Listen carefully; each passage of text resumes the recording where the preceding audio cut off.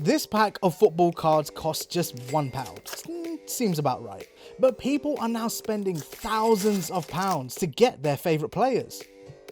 Now, big money collectibles are nothing new, but in the last year, the trading card industry has blown up. According to eBay, where a lot of cards are sold, sales have skyrocketed by 142%. That's around 4 million cards. And these cards have also gotten caught up in the NFT mania, with their digital versions selling for high prices. So Rare are one company who are trying to capitalize on the surge. They sell digital football cards using blockchain technology to collect, trade, even play a fantasy football game with. And massive footballers and clubs are promoting the platform. Just like the rarest physical football cards, the most sought after NFTs are fetching incredibly high prices. The priciest So Rare token, a Kylian Mbappe card, was sold for more than £25,000. And there's big money being spent elsewhere in the world of digital sports collectibles. In the US, clips of basketball stars are being made into moments by NBA Top Shot. If you want to see elite athletes make a slamming block like this, you can go to YouTube and watch it. But if you want to own that play in a way that no one else can, the league might just sell it to you for hundreds of thousands of dollars. But who would want to pay that kind of money for what is essentially a blockchain-enabled GIF? Well, this guy did. His name is Jesse Schwartz, and he spent an obscene amount on this LeBron James dunk. How much exactly was that, Jesse? $208,000. It was the record-setting purchase.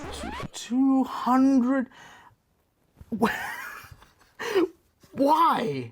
Well, for starters, I thought it was more fun than buying a house or something like that. I mean, I was doing Beanie Babies, Pokemon, and sneakers when I was probably 8, 9 years old. And Top Shot was something I got on a few months ago, and it just really spoke to me because it really felt like the early days of collecting and being able to buy, sell stuff like I used to do on eBay when I was younger. And it just felt like that $208,000, even though it was the record, it was really good value. It's worth 7 figures right now. Okay, I've got to ask, and I'm sure many other people out there are wondering as well. This GIF is not restricted. People can still use it, not just you. So does that devalue it for you at all, that anyone can still use it? To me, it's the total opposite. So one analogy I like to use is the Mona Lisa. Everyone knows there's one Mona Lisa, and anyone can go make a fake Mona Lisa, but there's only one. And all that attention, when people are using the Mona Lisa, whether it's a meme or a postcard or whatever it may be, that just increases the value of the Mona Lisa because it popularizes that image. And it's the same thing here. The more people that watch this highlight, the better. Now, as Jesse said, he was a keen collector of Pokémon cards back in the 90s. Well, so was I.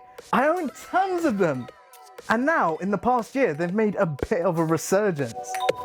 Content creators have made loads of videos full of nostalgia, opening very old card packs. Oh my God! And because of the online hype, eBay has seen Pokemon cards being traded this year up 574% from 2019. And the money they're going for. Wow. Take this card. I got it in a pack when I was a kid. Dark Raichu, a secret rare. I checked online about 10 years ago to see how much one of these would go for. First edition, mint condition, about 50 quid. Now, £850. But why are these cards selling for so much all of a sudden? Triplicates, something like that, and a Moltres Zapdos. I've definitely seen a big surge in the popularity and the prices of a lot of these Pokemon cards solely because of the internet culture surrounding it. There's a lot of people making videos on it. There's a lot of people talking about it, posting about it. They have some kind of nostalgia with them. Get a sealed box of Pokemon cards from the early 2000s or late 90s. Base set is like $50,000 for a $100 box of cards. It's insane. My collection nowadays, because of the last year and a half, is probably worth $250,000 if I were to get it graded and looked at and all of that. But it's fine. It's fine. So good old physical collectibles are still relevant and highly sought after. But in the future, will digital collectibles take over? Well, let's ask the next generation of collectors who are going to grow up with both NFTs and physical cards. Come on, you gunners. So I think it's really important to play with people with these kind of cards face to face and interact with people properly. I would prefer cards because then you can actually give them to people. Otherwise, if you're doing it online, you'll have to do it from a different device and it'll be very complicated. Yes! Yeah, you miss out on the social elements, but digital-only NFTs can also be anything. Drawings, GIFs, music, videos, tweets. The potential scope goes way beyond what's collected physically. Personally, I'm attached to the nostalgia of physical cards, but for the next generation of collectors, that might not be the case.